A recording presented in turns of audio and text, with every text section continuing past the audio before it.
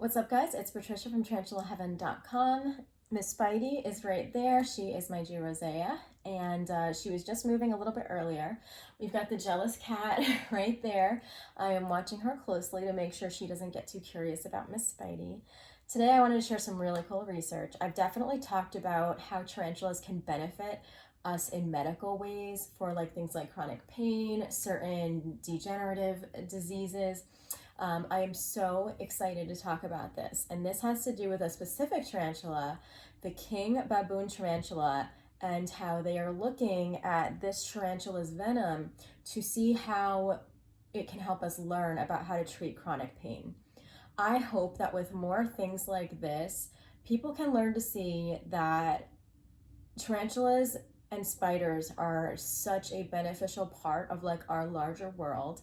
They are not just creepy bugs. They have a purpose. They can help us, and that makes me very excited. So the king baboon tarantula is a tarantula that not many people would like to deal with, probably because of its bite and the strength of its venom, but this tarantula is actually proven to be very helpful.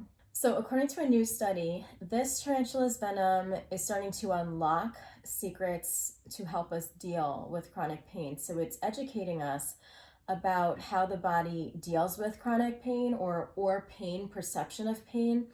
And that is leading people, researchers, to know how do we treat it? What are other ways to treat it rather than opioids, which is just so amazing. So what's interesting about the venom of the king baboon spider is that it kind of hijacks the electric processes that tell our neurons, especially the ones that control the sensation of pain, whether they should fire or relax. And so when these neurons are on fire, we feel pain.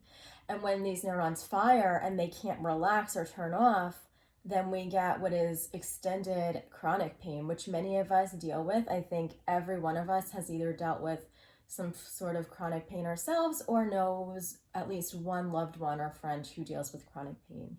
And this is a major issue because for many instances of chronic pain, the only solutions we've had are things like opioid use. And because of their addictive natures and things like that, and the fact that you can actually build a tolerance to these things, these are not the best options. And so I'm so glad we are exploring other avenues to go. So the thing about the king baboon venom is that one of the peptides in this venom is called the PM1A. And this is what causes those neurons to fire and cause pain. It was reported that these venoms also have different peptides that can prevent pain. It was also found that these peptides, they were selective for a particular pain channel that causes chronic pain.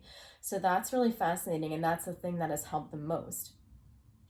And one of the researchers at NIH, Christina Schroeder, she explained that there is a bigger benefit to using things like spider venom for pain killing rather than opioids, is that the benefit of using spider-derived venom peptides are that these peptides do not cause dose dependence and addiction.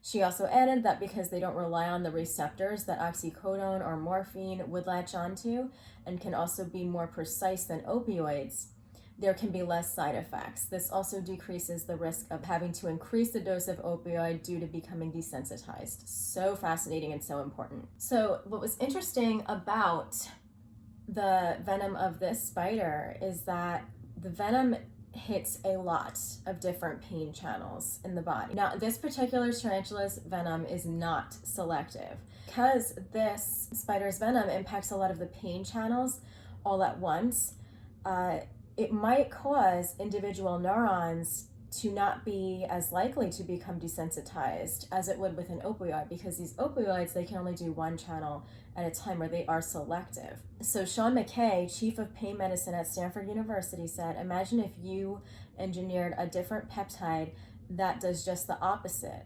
blocking sodium channels and opening potassium channels. Now what you've got is promiscuous and operating in a much different way than any of our current drugs. Schroeder also reported that this would make the king baboon venoms very effective as a painkiller, and we should be focusing even more of our attention on this, and especially on painkillers that target several channels of our pain sensing systems. They said, this study highlights that we should probably re-examine the way we approach the development of novel pain therapeutics. For them to say that is actually really huge. So now what is happening is researchers have some work to do.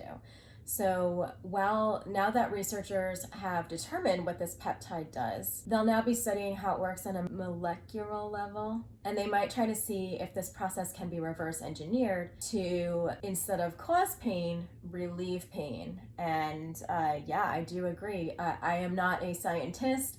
I am not a doctor. I don't really know how, I know a little bit about the body and how we process pain just because of my background in mental health, but on a molecular level and all of that, I am not too well versed in, but it certainly makes sense that having something that can target multiple channels at once could certainly kind of keep the body off guard and not get desensitized to something like they would with an opioid. That makes a lot of sense to me. So I am so excited about this. I really hope that we get more research, and I don't know, I think that it's really fascinating that we now have the technology and the knowledge to at least starting to do this research. I think that this is a really exciting time to be getting into the hobby because there's so much more information available and so much more that we can learn.